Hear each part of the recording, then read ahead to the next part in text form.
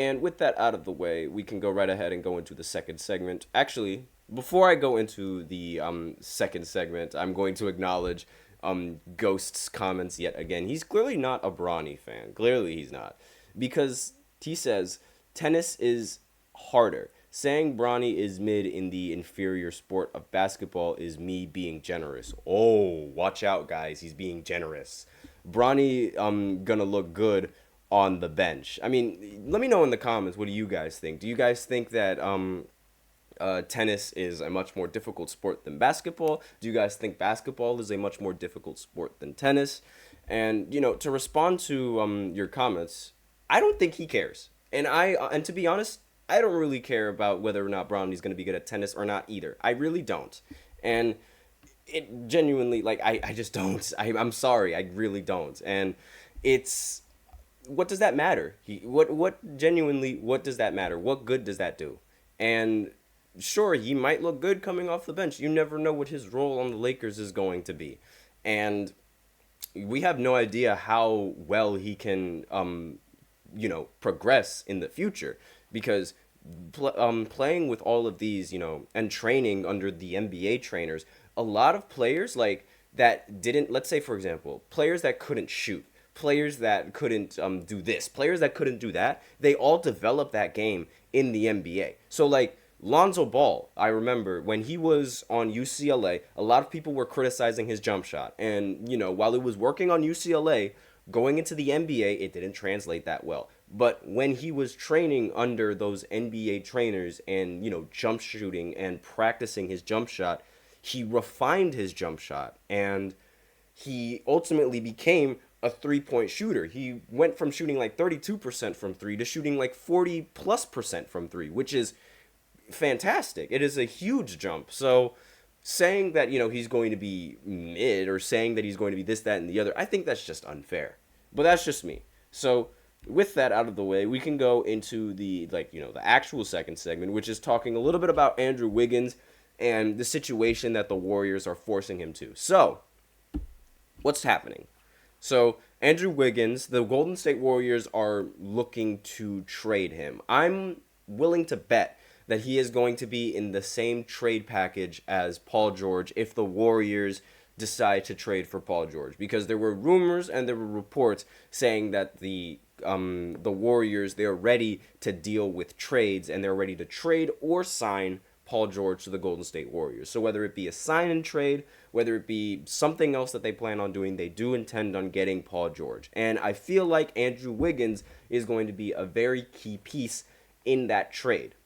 And the reason why I believe that is because the Warriors, they are extremely reluctant on letting Andrew Wiggins play in the Olympics for Team Canada. They don't want him playing in the Olympics because they are afraid of the possibility that Andrew Wiggins gets injured. And if he gets injured, then teams aren't going to be willing to trade for him.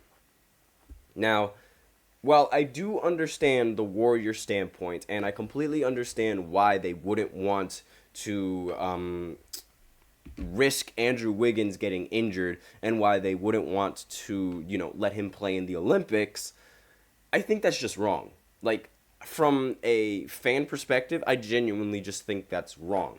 Like, you can't deny someone's right to play for their country and represent their country in the Olympics. Now, a lot of people might not agree with that anymore, but I remember back then, it was a huge honor to represent your country as, and it probably, a lot of people probably still think that it is, but I feel like I see that less and less. Looking into a lot of these athletes, like for example, Joel Embiid, I don't know why, like he decided to play for Team USA instead of playing for the French national team. He is French, he was from there, he actually had an agreement to play with France, but in my personal opinion, I would have played for France just to represent the country where I was from instead of just hopping on the United States bandwagon. But that's just me, and I feel like, there's really like a level of respect and a level of pride of representing your country, and denying somebody that opportunity is just unfair. especially since, the Olympics, they happen every 4 years. There's no telling what's going to happen in Andrew Wiggins' career in 4 years. Because what if he actually does get injured within the 4 years and he can't play basketball anymore? And this was the one time when he could have played for an Olympic team, but the Warriors as an organization said no. I think that's incredibly unfair. We have a comment coming in from Logical Raptors Fanatic. Wiggins might not even start. Golden State Warriors is worrying for nothing, in my opinion. And sure, yeah, we have no idea whether or not Andrew Wiggins is going to start. But regardless whether he starts or if he doesn't, he's still going to get plenty of minutes. And it doesn't matter whether you come off the bench. It doesn't matter whether you're a starter. It doesn't matter whether you are a six-man. Whatever position, you could get injured at any point. You could even get injured just working out. I remember when I was in high school, a football teammate of mine, he got injured while he was lifting weights. He tore his ACL while he was lifting weights. And anything can happen. So it's a precaution that I understand, from an organization standpoint, I understand the precaution. But as a basketball fan and as a human being, I just think that's wrong. I really don't think that it's a really bad look for the organization denying Andrew Wiggins the right to represent his country in the Olympics. It is a huge honor, and it's you don't even, sometimes some of these players, they don't even get selected to be on the team. So I just think it's incredibly weak by the Golden State Warriors. But I do understand that they want to be sure to get ready for the Paul George trade if that does happen. So from an organization standpoint, I totally get it. But I don't think you need to, because you're essentially living in fear.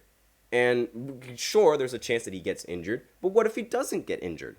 And Raptors Fanatic in the chat, he says, Warriors has had a dream to be Wiggins has had a dream to be an Olympian like his mother. Exactly. And now they're just now they're taking, I actually did not know that. Thank you for telling me that. But he if he does have a dream to play with Raptors fan says that she was an Olympic sprinter. That's awesome.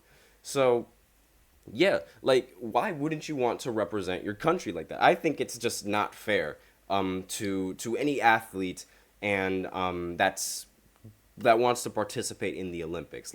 If an athlete wants to participate in the Olympics, I don't think any organization should have the right to say no, they're not allowed to play. I think it should be up to the player and up to the player alone.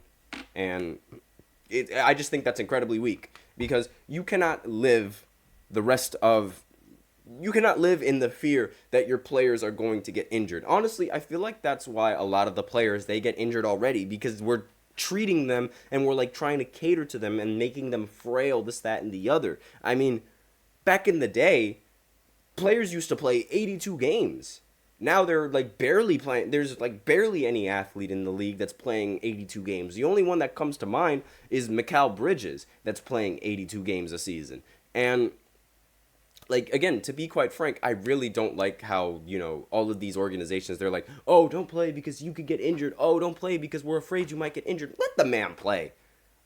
If he wants to play, let him play. It's really weak, in my opinion. And I think it just trains these athletes over time to be weak. But that's just me. That is just my opinion. So I'm not trying to say that athletes are weak. I'm not saying that they're weak by any means, but I think that this training strategy and, this strat of just conserving the players so they don't get injured is weak, because, you're just training them to just protect themselves when instead of just hooping, just hoop. You have no idea what's going to happen. You have no idea if you're even going to end injured. Just hoop. So that's all I have for the second segment. So now we will go ahead and go into the third segment, where an NBA insider claims that Jimmy Butler isn't going to re-sign with the Miami Heat.